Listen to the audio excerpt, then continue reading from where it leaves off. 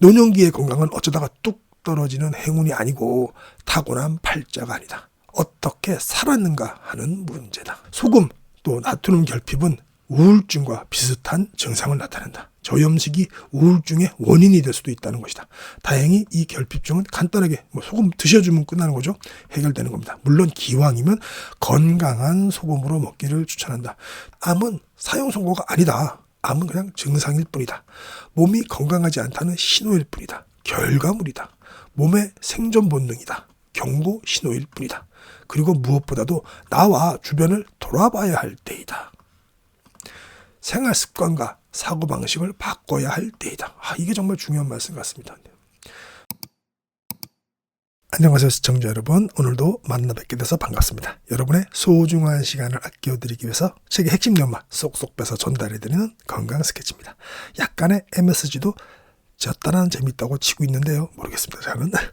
자, 오늘도 환자혁명입니다. 제 3부예요. 전 개인적으로 이 3부가 제일 좀 좋은 것 같은데요. 물론 책 내용 다 좋습니다만 우리 조한경 선생님이 이렇게 생겼고요. 3부를 진행해 보도록 하겠습니다. 3부는 현대인의 가장 당뇨, 고혈압, 암에 대해서 나와 있고요. 환자 혁명이 무엇인지에 대해서도 자세히 설명해 주셨습니다. 바로 들어가 보도록 하겠습니다. 서론이 길면 뭐다? 혼난다. 제5장 2차 소견. 당뇨병. 음식 때문에 생긴 병은 음식으로 고쳐라. 당연한 말씀입니다. 당뇨병을 둘러싸는 가장 큰 문제는 당뇨병을 만성질환으로 바라보는 시각이다. 당뇨의 가장 진짜 큰 원인은 인슐린 저항이다. 당뇨병이 악화되는 것은 인슐린 저항이 점점 심해지는 것을 의미한다. 혈당은 그저 인슐린 저항의 증상 중 하나일 뿐이다. 얼마 전에 함익병 선생님 영상도 보니까 당뇨가 그러니까 단 것을 많이 먹으면 일반인들은 살이 찌고 유전적으로 안 좋거나 이 인슐린 저항성이 높은 사람은 당뇨병이 된다는 거예요. 맞는 얘기 같습니다. 설탕을 많이 먹는다고 무조건 당뇨병이 걸리는 게 아니고 정상적인 사람은 살이 찌는 거고 물론 그게 지나면 이제 당뇨병이 되겠죠. 유전적으로든 다른 문제든 인슐린 저항성이 있기 때문에 또 다른 사람보다 많기 때문에 당뇨병이 생기는 거죠. 혈당이 문제를 일으키기는 하지만 혈당만 잡는다고 문제가 해결되는 것도 아니다. 진짜 본질적인 문제는 인슐린 저항과 그로 인해 혈중 인슐린 농도가 높은 것이다. 예를 들면 이런 식이다. 폐렴 때문에 열이 나는 환자의 경우 문제는 감염이고 열은 증상이다. 그러니까 이런 환자는 항생제로 감염을 치료하는 것이 올바른 처방이다. 증상에 불과한 고열을 치료해서 감염이 나올 것을 기대할 수는 없다. 따라서 필요한 것은 항생제이지 해열제가 아니다. 당뇨도 마찬가지다. 당뇨병에 걸렸다는 것은 인슐린 저항이 생긴 것이 원인이고 그 결과 증상으로 나타나는 것이 고혈당이다. 그런데 현재 모든 당뇨 치료는 혈당을 잡는 데만 집중되어 있죠. 인슐린 수치를 낮추는 방법이 여러 있는데 그중 한 가지를 소개하면 우선 간헐적 단식을 꼽을 수 있다. 내가 환자들에게도 자주 내리는 처방 중 하나인데 그 단식을 하면 혈중 인슐린 농도가 내려간다. 간헐적 단식을 통해 인슐린을 낮춰주면 인슐린 저항을 유발하고 또 인슐린 저항이 인슐린 수치를 높이는 악순환의 고리를 끊을 수 있게 된다. 간헐적 단식, 혈당 높으신 또 당뇨 환자분들께서는 한번 고려해 보셔야 되겠네요.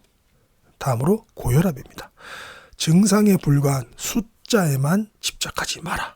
160이다 170이다 거기만 집착하지 말라는 소리입니다. 물론 그건 높은 거지만 거기에 집착하지 마라. 또 나이에도 관계가 있으니까요.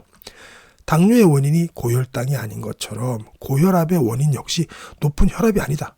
고혈당이 증상에 불과하듯 고혈압도 증상일 뿐이다. 물론 유전적으로 혈압이 높은 경우도 분명 존재하지만 흔치 않다. 대부분의 고혈압은 확인할 수 있는 명확한 원인이 존재하고 그 원인만 제거하면 쉽게 혈압을 낮출 수 있다. 대사증후군 환자이거나 살이 쪄도 혈압이 올라간다. 또한 혈관이 탄력을 잃는 것도 원인이다. 동맥경화가 없다면 혈압이 높아도 문제될 것이 없다. 노인들의 혈압을 억지로 낮춰놓은 결과 뇌에 산소와 영양소 공급이 부족해서 치매만 늘어났다. 심각한 문제였죠. 그럼 혈압이 높아도 그냥 놔두란 말인가? 물론 그건 절대 아니다.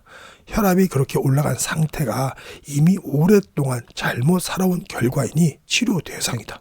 단 혈압약을 먹어서 맹목적으로 혈압이 떨어졌다고 해서 또 안심할 수 없다는 의미다. 고혈압 환자들이 혈압을 낮추기 위해 시도해볼 만한 가장 저렴하고 효과적인 방법이 간헐적 단식이 또 나오네요. 그리고 탄수화물 제한식, 그리고 질 좋은 수면이다. 근데 이제 이 탄수화물 제한식, 간헐적 단식, 그리고 질 좋은 수면은 당뇨 환자에도 당연히 해당되는 문제죠. 세 가지 모두 병행하면 가장 좋다. 안전하고 돈이 안 드니 해볼 만하다. 그다음에 콜레스테롤. 이 책이 나올 때까지만 해도 콜레스테롤의 위험성에 대해서 항상 알고 스타틴 먹으라고 그랬습니다. 저도 스타틴을 한번 처방받아서 한 달 정도 먹은 기억이 있습니다, 솔직히. 근데 이제 이걸 보고 알게 된 후부터는 그거 뭐 안 먹고 그냥 하는데요. 콜레스테롤은 우리 몸이 필요로 하는 가장 중요한 물질 중 하나다. 없으면 죽는다. 우리 몸에서 쓰이는 콜레스테롤은 다음과 같다. 뇌의 90%가 콜레스테롤로 이루어져 있다. 몸의 모든 세포를 감싸고 있는 세포막, 특히 근육이 콜레스테롤이다. 신경을 감싸고 있는 신경막의 주성분이 콜레스테롤이다. 성호르몬, 특히 남성 호르몬이 테스토스테론의 주성분이 콜레스테롤이다. 이처럼 하는 일이 많고 중요하다 보니 간에서 콜레스테롤을 직접 만든다. 우리의 첫 번째 오해는 콜레스테롤이 해롭다는 것이고, 두 번째 오해는 먹지 말아야 한다는 것이다. 이제는 이 오해가 다 풀렸죠. 근데 이 책이 나올 때까지만 하더라도 오해를 받고 있었습니다. 저도 이 책을 보고 알았으니까요. 그러나 사실 콜레스테롤은 간에서 생성되며 우리가 달걀 노른자나 새우를 먹지 않는다고 해서 피할 수 있는 것이 아니다. 콜레스테롤의 85% 정도가 간에서 만들어지고 15% 정도만 음식으로 충당되는데, 콜레스테롤이 많은 음식을 먹으면 간이 그만큼 덜 만들어내게 되는 거죠. 즉 체내 콜레스테롤의 양은 먹는 음식으로 조절하는 것이 거의 불가능하다. 우리가 인위적으로 컨트롤할 수 있는 영역 밖의 일이다. 먹어서 늘어나는 것이 아니라 몸이 필요한 만큼만 간이 알아서 생산하기 때문이다. 콜레스테롤을 저하제 스타틴 약물의 부작용. 이제 나오네요. 콜레스테롤은 간에서 생성된다고 했다. 콜레스테롤 저하제인 스타틴은 간이 콜레스테롤을 합성하지 못하도록 막는 약이다. 그러니 간에 좋을 리 있겠는가? 필연적으로 간에 무리가 가게 되어 있다. 그래서 스타틴 약물 복용자는 몇 개월에 한 번씩 간 수치 검사를 해야 한다. 그렇게 관리해가면서 약을 복용하니까 무척 과학적으로 또 의학적인 것처럼 보이지만 내 눈엔 야만적으로 보인다. 단순히 간 기능만의 문제가 아니라 간암의 위험도 더불어 증가한다. 높은 콜레스테롤에 대한 대처. 그렇다면 콜레스테롤 수치가 높아도 괜찮은 걸까? 그건 그렇지 않습니다. 몸에 문제가 생겼다는 신호일 수 있다. 콜레스테롤 수치를 낮추기 위해선 결국 체내 염증 반응을 낮추는 것이 관건이다. 그렇다면 어렵다면 어렵고 쉽다면 쉬운 일이다. 생활 습관을 바꾸는 것은 기본이다. 근데 이게 정말 어렵다면 어렵고 쉬운데 어려운 거죠. 생활 습관을 바꾸는 것이. 이 기본이 되는 게 어려우니까 우리가 건강을 못 지키고 힘들어하는 경우죠. 올바른 음식과 충분한 수면, 그리고 스트레스 관리는 기본이다. 햇빛을 쬐는 것이 콜레스테롤을 낮추는 데 도움이 된다. 햇볕을 쬐을 때 생성되는 비타민 D가 콜레스테롤이기 때문이다. 의사 손에 달린 것이 아니라 환자 스스로의 노력에 달린 것들 뿐이다. 콜레스테롤이 높아서 좋은 점, 놀랍게도 콜레스테롤 수치가 높은 사람들의 수명이 더 길고 건강했습니다. 그죠? 이거는 뭐 한두 명한테 실험한 게 아니고 수십 년간, 수십만 명한테 실험한 거죠. 이는 콜레스테롤 마케팅에 세뇌당한 현대인들이 쉽게 받아들이기 어려운 말이다. 이때까지, 이 책이 나올 때까지만 해도 받아들이기 힘들었습니다. 지금은 이제 우리가 다 알고 있는 거니까요. 하지만 계속해서 나오는 연구들의 결과를 종합해보면 부정할 수 없는 사실이다. 자, 다음 챕터 보겠습니다. 심장마비, 또 심근경색. 이것은 단순한 배관 문제로 보면 안 되는 이유가 있다. 심혈관 질환을 치료하는 유일한 방법은 생활 습관을 바꾸는 것이다. 뻔한 말 같지만 가장 확실한 치료다. 그리고 가장 안전하고 경제적인 방법이다. 약물은 생활 습관 교정을 이길 수 없다. 절대로. 이거 너무 중요한 얘기라서 다시 한번 읽겠습니다. 약물은 생활 습관 교정을 절대로 이길 수 없습니다. 그러니까 약 드시고 뭐 낫지 이런 생각 마시고요. 생활 습관 교정을 꼭 하셔야 되겠죠. 하지만 현대의학에서는 심장 질환을 규정하는 패러다임이 따로 있다. 패러다임은 굳건한 믿음을 의미한다. 그리고 현대의학은 심장질환의 원인을 관상동맥의 배관 문제로 바라본다. 즉 패러다임 위에 이윤을 추구하는 경제체제가 구축되어 있기 때문이다. 자, 우울증 한번 볼까요? 마이클 잭슨과 휴트니 휴스턴, 우울증 심하게 앓았었던 분도 있고, 또 최근에 안타깝지만은 젊은 여자 배우분이 또 이 우울증 같은 걸로 유명을 달리하셨죠. 안타깝습니다. 이 우울증이 정말 무서운 겁니다. 최근 들어 가장 급격히 증가한 질환 중 하나가 우울증이다. 장기간 최고 베스트셀러 자리를 지키고 있던 콜레스테롤 저하제 리피토를 밀어내고 우울증 치료제 프로작이 1위 자리에 등극했다. 이 책 이후로 콜레스테롤의 그 누명이 벗겨지면서 아무래도 스타틴 계통 약이 조금씩 줄어들 거고요. 근데 우울증은 더 심해지지 않았습니까? 그죠? 이게 아마 지금도 그럴 것 같아요. 현재 항생제 다음으로 많이 처방되는 항우울제는 미국인 10명 가운데 1명이 복용하고 있고 50에서 64세 여성의 경우 4명 중 1명꼴이다. 특정 약물을 판단할 때는 주로 두 가지를 따져보는데 하나가 부작용, 안정성이고 다른 하나는 약의 효능이다. 항우울제의 문제점은 효과는 미미한데 심각한 부작용을 동반하는 데 있다. 정말 심각하죠? 우울증이 의심될 경우 점검해봐야 할 것들은 다음과 같다. 탄수화물 섭취가 과하지 않는지 한번 점검해 보셔야 된다고 합니다. 특히 과당이라고 하네요. 곡물 섭취를 줄일 필요가 있다고 합니다. 과당이라면 뭐 과일 얘기하는 것 같아요. 그죠? 탄수화물 너무 많이 과하게 섭취하시는 분이나 그렇고 건강상 하루에 뭐 사과 1개 뭐 이렇게 먹고 뭐 포도 1송이 먹고 뭐 블루베리 뭐 조그만 접시로 뭐 밥그릇보다 더 작은 접시로 한 접시 먹는 거 그건 문제가 안 될 것 같습니다. 물론 당이 있으신 분들도 뭐 과일을 피하지만 사실 밝혀져 있잖아요. 우리가 그 GI 지수라고 사과나 뭐 이런 것보다는 현미밥이 오히려 건강하다고 먹는 현미밥이 훨씬 더 당 지수가 높죠. 그러니까 그런 것도 잘 생각해 보시고 우리가 드셔야 될 것 같습니다. 또 가공식품 섭취가 있죠. 과자가 우울증을 증가시킨다는 연구는 많다. MSG와 또 인공감미료, 아스파탐과 같은 식품 첨가물이 뇌와 정신 상태에 영향을 끼칠 수 있다고 합니다.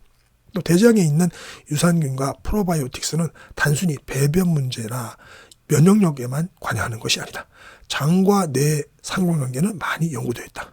건강한 장내 환경은 건강한 정신 상태를 갖기 위한 기본이다. 이건 이제 다들 알고 계시죠, 그죠? 발효식품을 통해서 유산균 섭취를 늘리는 것이 큰 도움이 된다. 비타민 B12 결핍이 우울증에 기여할 수 있다고 합니다. 따라서 비타민 B12 섭취를 늘려야 합니다. 비타민 B12가 풍부한 음식으로는 우유, 계란, 참치, 조개, 닭고기가 있네요.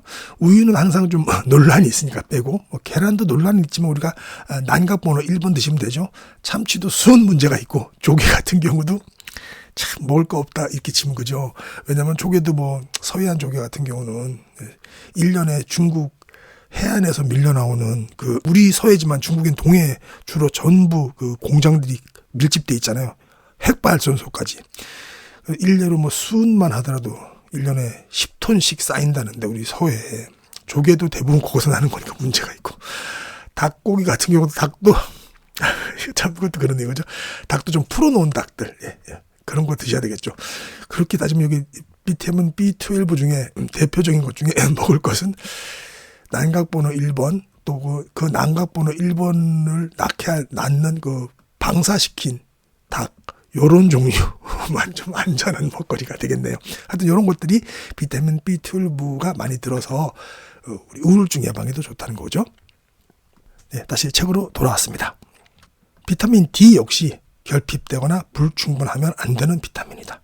비타민 D는 햇빛을 통해서 피부가 직접 생성해내는 일종의 호르몬이다. 기분 상태에 크게 관여한다.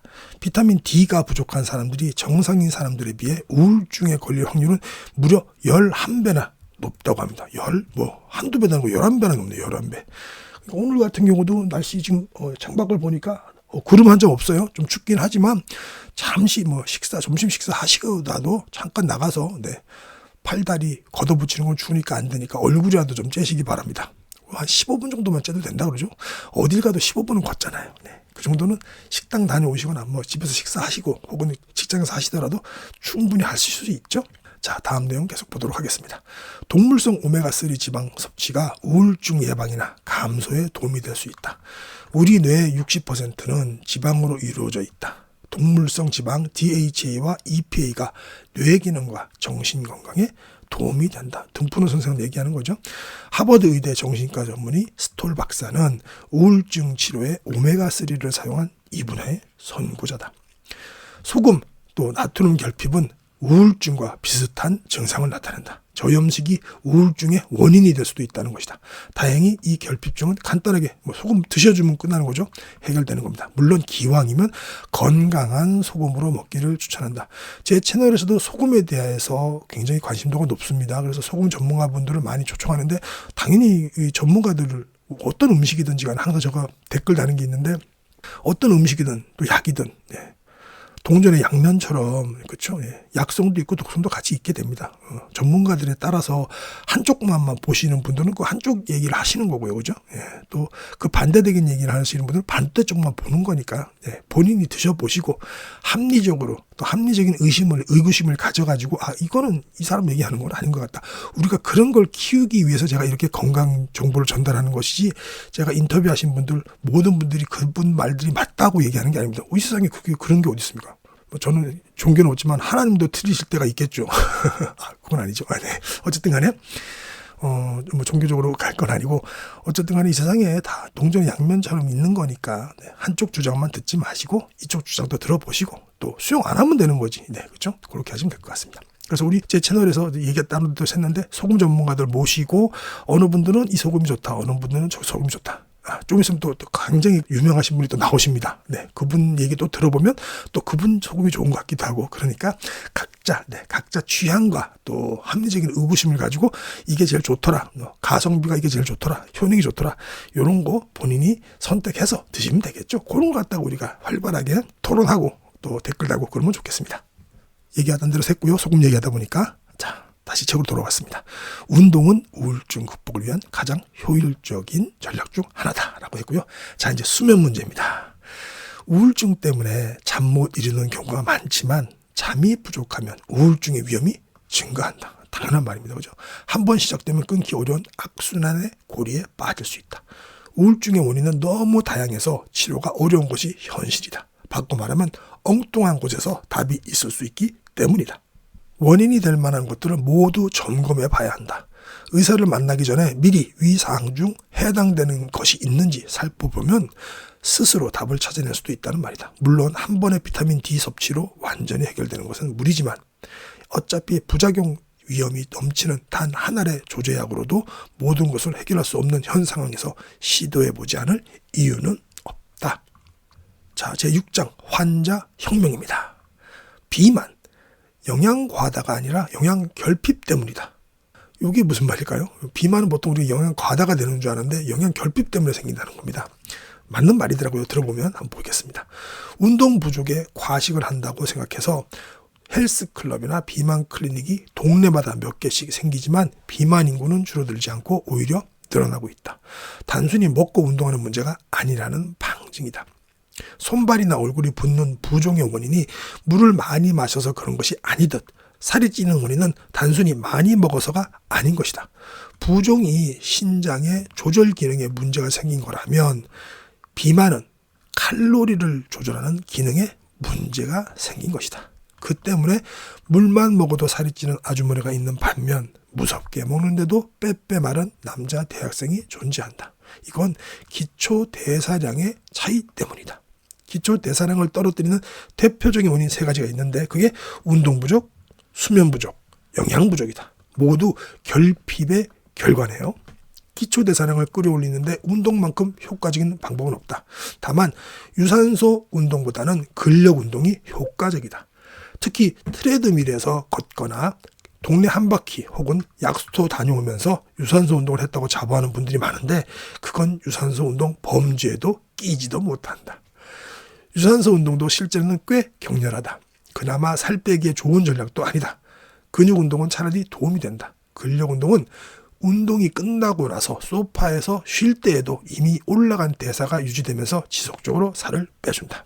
물론 윗몸 일으키기를 한다고 해서 뱃살이 특별히 한 부위가 빠지는 것은 아니고 또 팔뚝살만 빼는 운동이라는 것은 사실 없다. 전체적으로 빠지죠.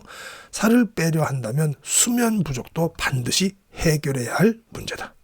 잠이 부족하면 절대 살 못 뺀다. 몸의 회복과 호르몬 활동이 잠자는 동안 가장 활발하기 때문이다. 영양 부족 역시 마찬가지다. 비타민과 미네랄 같은 영양소들이 부족하면 칼로리를 효과적으로 연소하지 못하고 남아도는 칼로리들은 모두 지방으로 쌓인다. 그 때문에 먹는 음식이 칼로리만 높고 비타민, 미네랄 등의 영양소가 낮다면 최악의 상황을 맞게 된다. 이게 뭔가요? 정제 탄수화물이 다 그렇죠. 정제 소금도 문제가 되고 정제 탄수화물 뭐든지 정제된 게 문제가 됩니다. 그죠? 건강은 좀 귀찮은 거라고 그랬죠. 이 모두 정제된 것들, 이런 것들, 입맛 달달한 것들, 문제가 됩니다. 현대 음식이 밀가루와 설탕으로 이루어진 가공식품들이기 때문에 칼로리는 남아도는 반면 정작 우리 몸에 필요한 비타민과 미네랄은 부족한 경우가 많다. 결국 살을 빼기 위해선 식단을 바꾸는 방법밖에는 없다. 무조건 저칼로리 혹은 단식부터 시작할 것이 아니라 진짜 음식을 먹는 거는 아주 간단하죠. 뭐 도종한 거 안 먹으면 되죠. 도종한 거 안 먹고 그대로 자연식 그대로 먹으면 됩니다. 자, 중요한 암입니다. 암, 사형 선고가 아닌 몸의 경고 신호이다. 일반의 인식과 달리 대부분의 경우 암이 처음 발견됐을 때는 응급 상황이 아닌 경우가 많다. 우리가 그 드라마도 진짜 한몫합니다. 옛날에는 암 걸리면 바로 죽는 것처럼 3개월 남았습니다. 6개월 시험 봅니다. 그런 드라마가 있으니까 아직도 뇌리에 박혀가지고 암 걸리면 무조건 죽는 줄 아는데 진짜 그런 거 아니잖아요. 그죠? 우리 김의신 박사님께서도 말씀하시지만 미국 같은 경우는 암 걸리면 그냥 물론 감기만큼은 아니지만은 좀 중병이구나, 그렇지만 고칠 수 있구나 이렇게 생각하는데 우리는 암 걸렸다 그러면 선고라는 표현까지 하잖아요. 그죠? 사형 선고가 아닙니다. 그것만 우리 아셔도 암을 극복하실 수가 있죠. 모든 명의들의 말씀입니다. 제 말이 아니고. 그죠? 그래서 응급 상황이 아닌 경우가 많기 때문에 따라서 전적으로 의료진에게 모두 내맡길 단계가 아니라는 겁니다. 언제 암이 처음 발견되었을 때 그때부터 생활습관을 고쳐도 된다는 말씀이시죠. 총각을 다투는 응급실 내 상황에서는 당연히 의사의 순간적인 판단력과 경험에 의존해야 하지만 암은 그런 상황이 아니다. 오히려 만성질환이고 대사질환이기 때문이다. 자꾸 죽음이 연관되고 불안하고 다급한 나의 심리 상태가 반드시 응급 상황은 아닌 것이다. 그러니 환자 스스로 시간을 두고 관심을 갖고 연구를 시작해야 좋은 결과를 기대할 수 있다. 이는 너무나도 당연한 진리이다. 감이 아니라고 할 수 있는 사람은 단 한 명도 없다. 저도 동감합니다.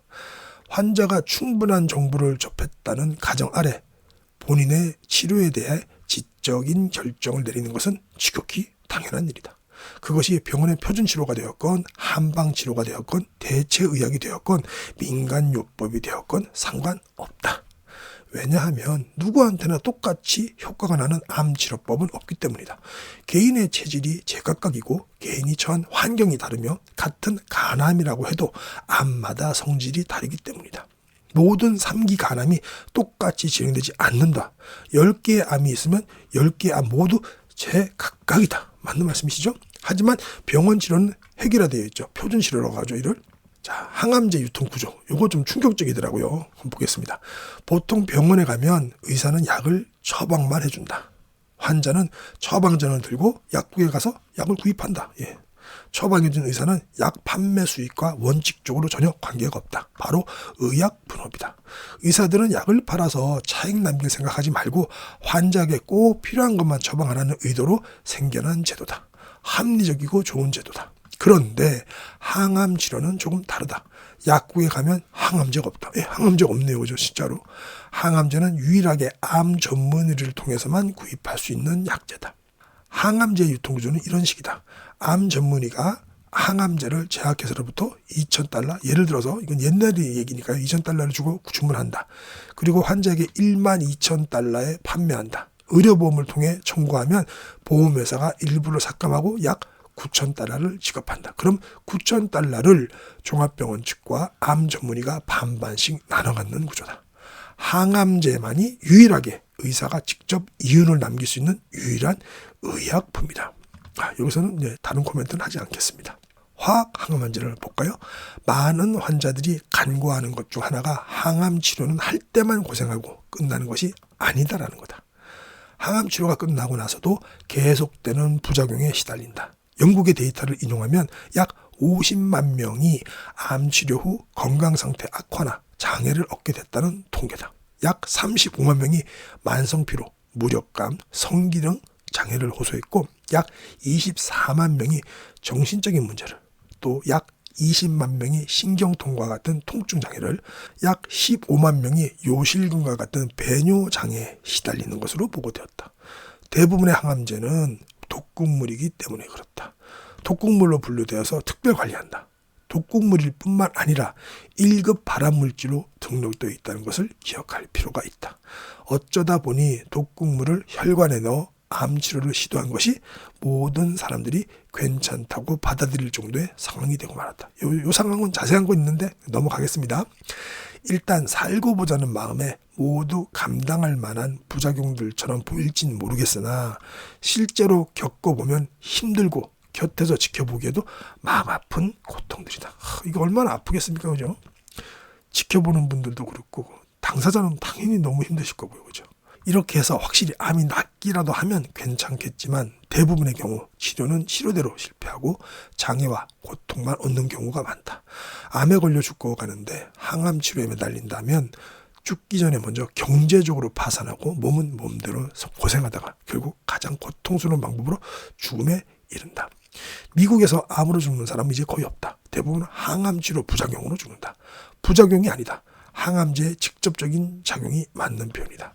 다이렉트 이펙트라고 이렇게 표현하셨네요. 자, 우리 다음 암 다시 생각하기 한번 보겠습니다. 암은 사형 선고가 아니다. 암은 그냥 증상일 뿐이다.